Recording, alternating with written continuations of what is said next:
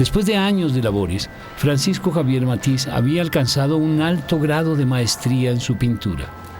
Además, se había convertido en un experto en anatomía, especialmente en la disección de flores.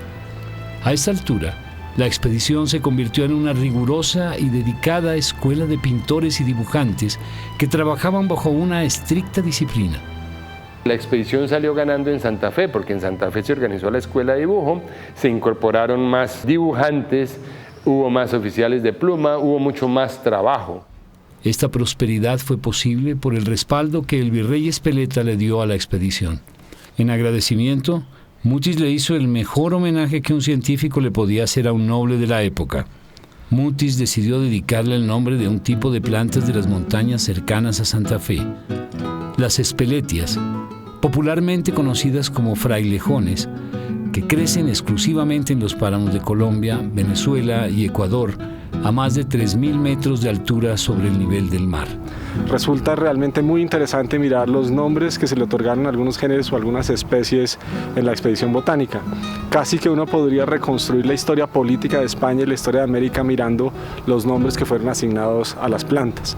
Es también algo que tiene un contenido político, ¿cierto? Es la idea de posesión, de apropiación de la flora americana, cómo los nombres empiezan a ser nombres de reyes, de virreyes, de importantes botánicos europeos. Uno de esos ilustres personajes fue un noble alemán que en 1801 llegó a Santa Fe de Bogotá después de recorrer los territorios de Venezuela y Cuba. Era un naturalista que venía en una larga y costosa expedición financiada por su propio bolsillo. Santa Fe de Bogotá recibió en 1801 la visita de un hombre que llegaría a ser el naturalista más importante del siglo XIX. Un científico que poseía la capacidad de movilizar recursos, datos e información en una escala a la que un criollo jamás habría tenido acceso en la época. Alexander von Humboldt es el científico, es el emblema del hombre de ciencia del siglo de la Ilustración, del periodo de la Ilustración. Posee todos los instrumentos, todas las conexiones y resulta ser, digamos, un personaje que ya los criollos lo conocen, que la llegada de él a América es muy importante para todas estas personas interesadas en el mundo de la ciencia. Humboldt ya tenía noticias de la expedición del Nuevo Reino de Granada. Así que decidió hacer una escala en Santa Fe para conocer a José Celestino Mutis. Mutis va a ser muy generoso, le va a regalar especímenes, le va a poner a su servicio el material que tiene, de manera que Humboldt va a manifestar su admiración, su aprecio por lo que se ha venido haciendo alrededor de la expedición botánica en manos de Mutis. Así escribió Humboldt al respecto. Nos comunicó sin reservas todas sus riquezas en materia botánica, zoológica y física. Está ya anciano, pero son asombrosos los trabajos que ha hecho y los que prepara para la posteridad. Es admirable que un solo hombre haya sido capaz de concebir y ejecutar un plan tan vasto. Estas son palabras que él dice cuando se refiere a Mutis. Posiblemente en otros contextos tenga una opinión menos favorable sobre lo que se está haciendo porque realmente tiene una concepción de lo que debe ser la historia natural muy distinta a la de Mutis. Desde el punto de vista científico, la obra de Mutis tenía deficiencias.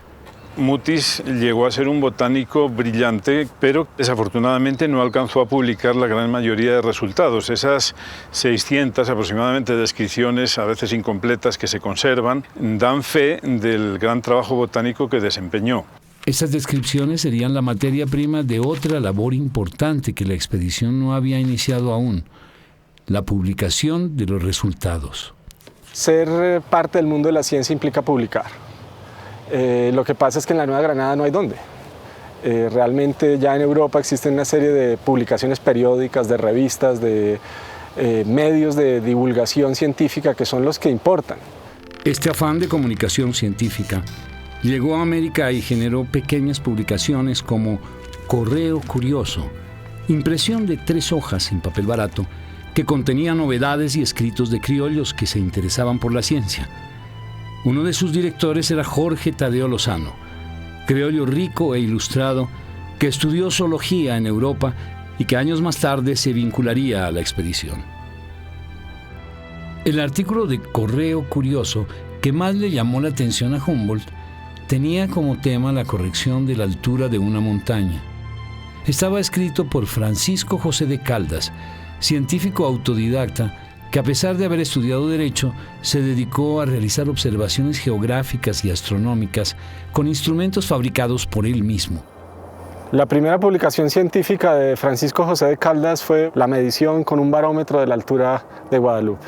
Humboldt ascendió a la cumbre de este cerro de más de 3.000 metros de altura y evaluó el trabajo de Caldas. Humboldt conoció algunos de los datos de las mediciones de Caldas, se sorprendió de la precisión y del rigor con que habían sido hechos, tuvo interés en conocerlo. Caldas continuó midiendo la altura de las montañas. Con el tiempo, observó que existe una relación entre la ubicación de las plantas y la altitud del terreno. Este concepto es bastante similar a una de las ideas más importantes que Humboldt planteó al final de su viaje por América, la geografía de las plantas. Ha habido especulaciones, algunos historiadores bastante reconocidos han dicho que Humboldt le copió a Caldas y que las ideas de la geografía de las plantas es un resultado de lo que él vio que estaban haciendo y pensando los criollos. También existe la tesis, digamos, que fue Caldas quien copió a Humboldt. El hecho es que ellos se encontraron y se maravillaron de que estaban trabajando de manera similar. Caldas y Humboldt se encontraron el 31 de diciembre de 1801 en Ibarra, pequeña población de la provincia de Quito.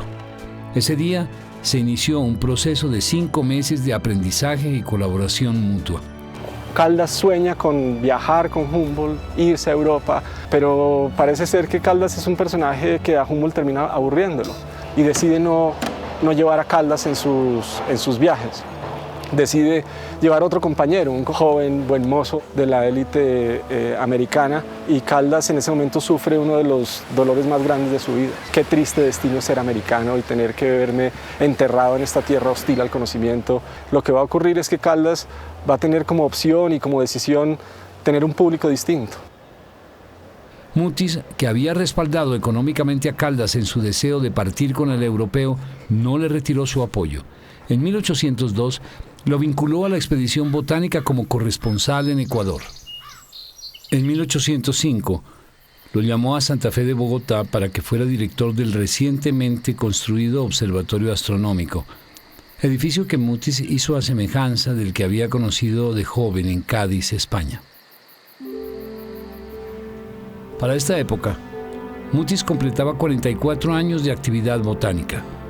Estaba muy anciano. Su salud no era la mejor y desde hacía tiempo se había dado cuenta de que la vida no le iba a alcanzar para ver su obra publicada. Para 1808, el panorama político en Europa había cambiado drásticamente. El emperador Napoleón, que había invadido España, depuso al rey Fernando VII y lo reemplazó por su hermano José Bonaparte. Estos acontecimientos crearon inestabilidad en ese país. En el nuevo reino de Granada también se generó un vacío de poder que desembocó en la búsqueda de más igualdad con España por parte de los criollos. En la casa de la expedición, Mutis agonizaba. En su afán de que su muerte no significara el fin de su labor, dejó su sueño científico en manos de los jóvenes colaboradores que lo rodeaban en su lecho de muerte. 2 de ellos eran exalumnos de la Universidad del Rosario, Jorge Tadeo Lozano y Francisco José de Caldas. El otro era el botánico Sinforoso Mutis, sobrino del sabio.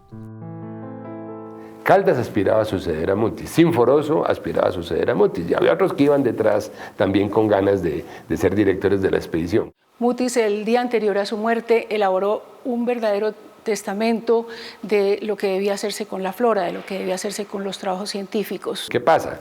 Que antes de morir Mutis dice, en botánica queda sucesor mi sobrino Sinforoso, y en astronomía queda Caldas. O sea, ahí viene un contrapunteo de rivalidad. La decisión no fue bien recibida por Caldas, que estaba casi seguro de heredar la dirección de la expedición por palabras que había escuchado del mismo Mutis. Concluidas las diferencias, Tadeo Lozano, Caldas y Sinforoso Mutis intentaron corregir los errores que ellos consideraban había cometido su maestro. Una de sus primeras acciones fue publicar Historia de los árboles de la quina, compendio de las investigaciones de Mutis en torno a esta especie. Sinforoso quiso que en la parte inferior de las láminas coloreadas se incluyeran las estructuras de las flores, labor que encargó a Matisse. Jorge Tadeo Lozano retomó el estudio zoológico, que no se trabajaba desde 1783, cuando estuvo a cargo de Fray Diego García. Caldas empezó a editar el Semanario del Nuevo Reino de Granada. Con la publicación se intentaba corregir uno de los principales problemas de la expedición, la no comunicación oportuna de sus descubrimientos científicos. Y empieza a publicar ahí algunos géneros y algunas especies. Trata de llenar ese vacío de falta de producción escrita, pero no tenía la tecnología para publicar grabados en ese momento. Entonces es únicamente texto. Pero pues ya es un esfuerzo grande de validar nombres y de realmente demostrar que se está haciendo un trabajo científico serio. La expedición tomaba un aire de renovación. Sin embargo, los proyectos científicos ya no eran las únicas ideas que dominaban las mentes de sus encargados.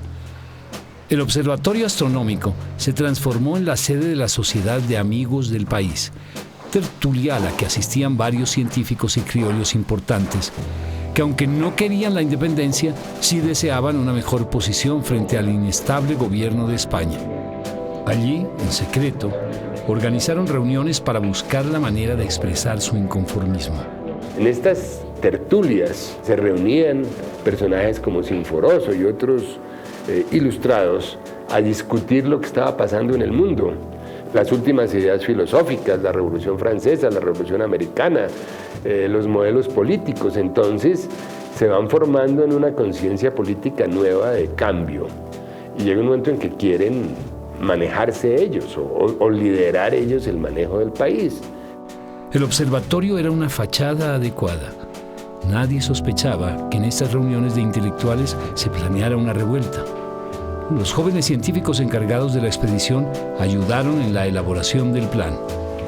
Los desórdenes, que estallaron el 20 de julio de 1810, adquirieron proporciones tan grandes que desembocaron en la independencia total de España.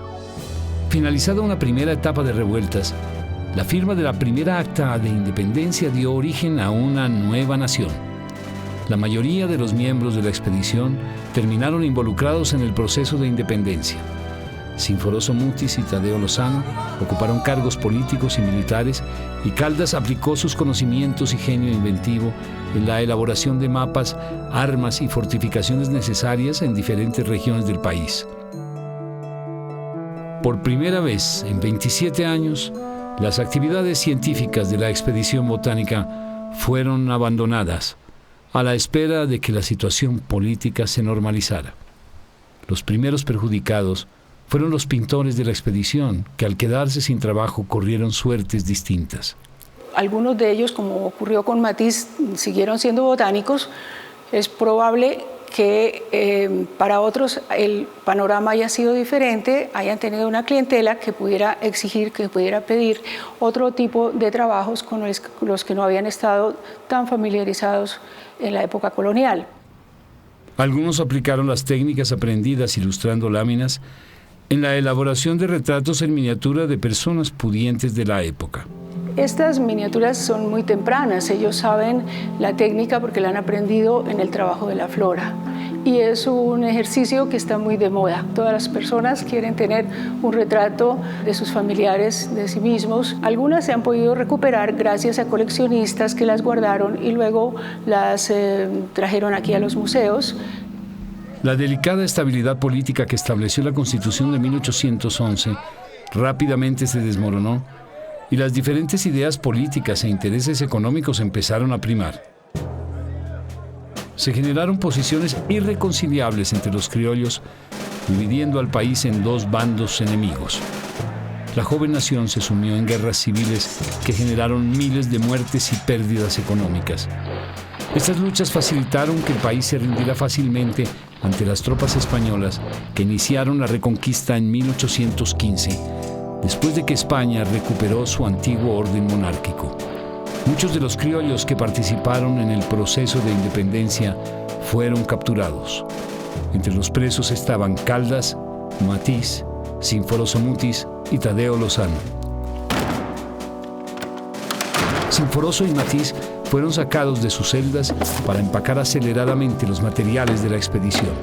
Ese material va a dar a Madrid y aquí no queda nada de eso. Entonces queda un sentimiento como un tesoro que teníamos y que nos robaron, que nos arrebataron. Entonces es una tradición trunca.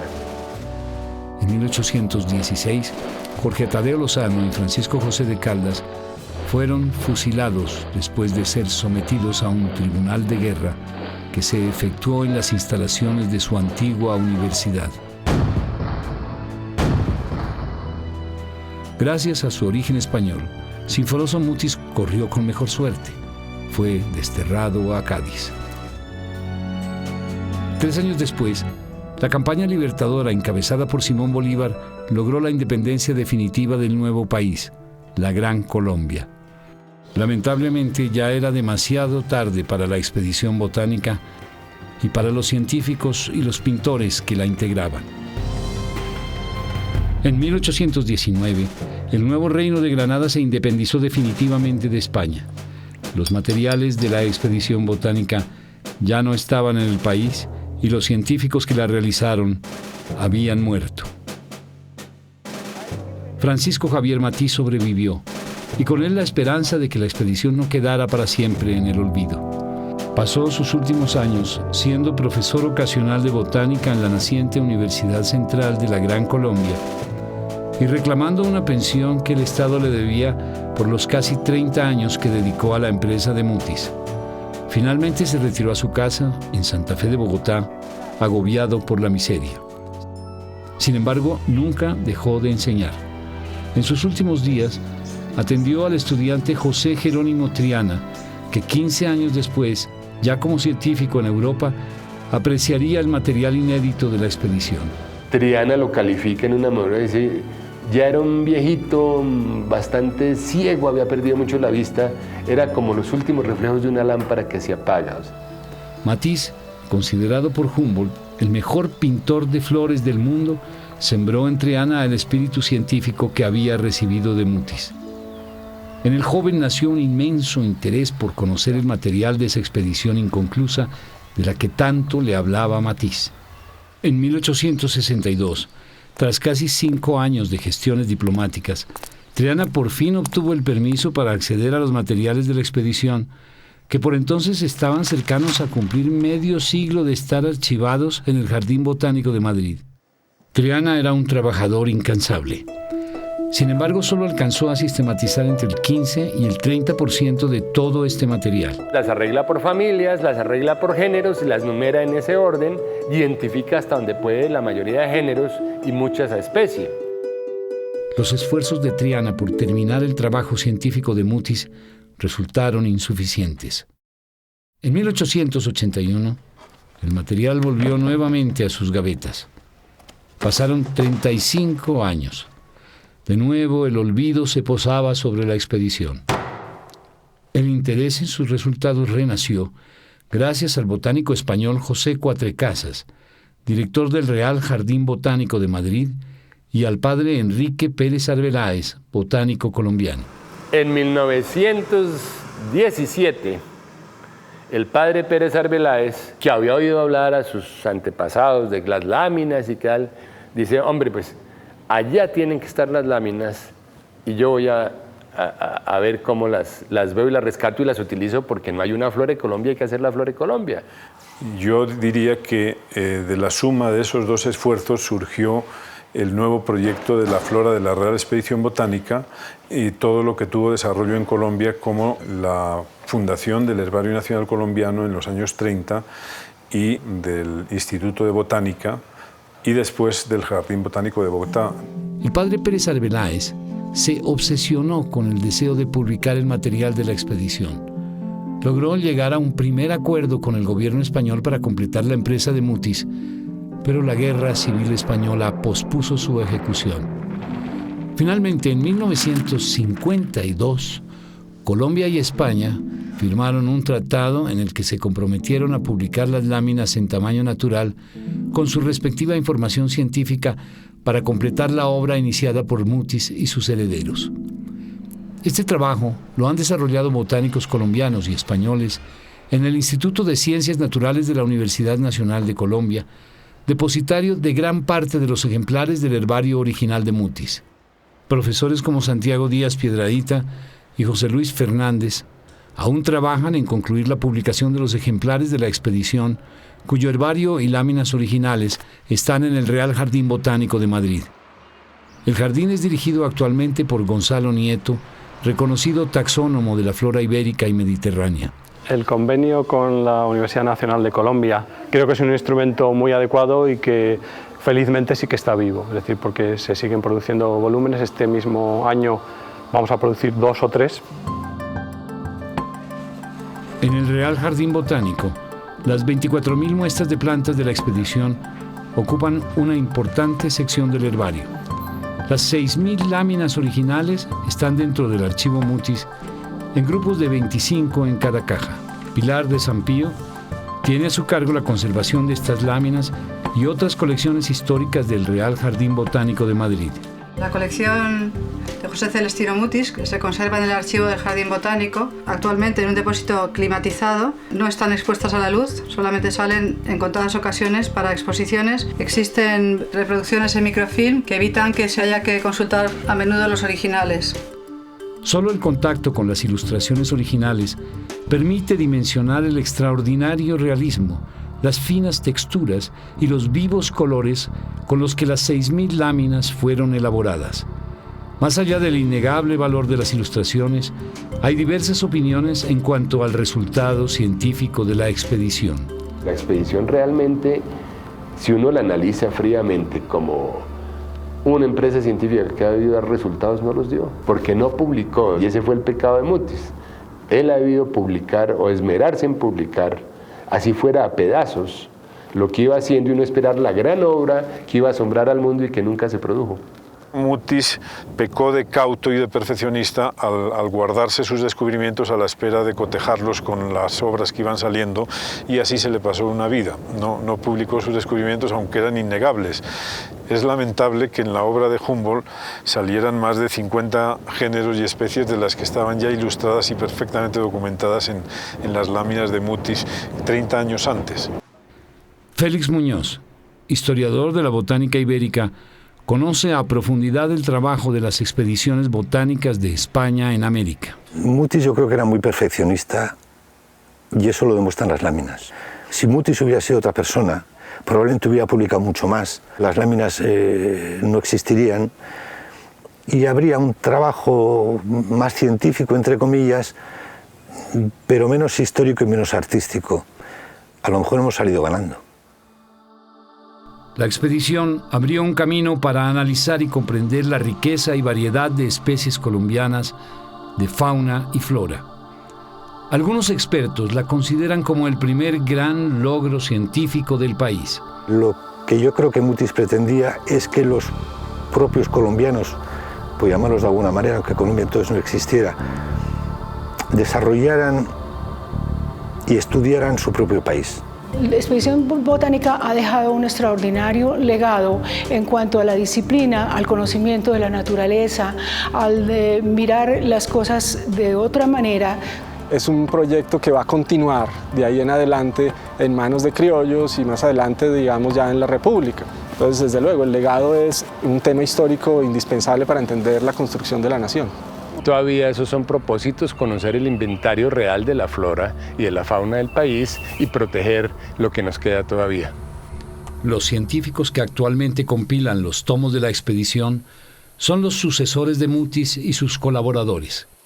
En ellos recae la responsabilidad de culminar esta obra. Estos botánicos heredaron la pasión y el compromiso de los primeros integrantes de la expedición. Se requiere gente con deseos de hacerlo, con un poco de mística, como la que hubo en la época de la expedición. En estos 50 años transcurridos desde que empezó el proyecto se han publicado 33 volúmenes. La obra se planteó en 50 volúmenes, calculando más o menos unas 60 a 80 láminas por volumen, y estamos plenamente convencidos de que en los próximos 10 años vamos a completar la obra. La culminación de este inmenso trabajo, que Mutis inició hace 225 años, pondrá en manos de la humanidad uno de los patrimonios artísticos y científicos más grandes que el genio de un hombre haya concebido. Tan solo restan 10 años para que este sueño se haga realidad. 10 años para que esta larga expedición llegue a su final.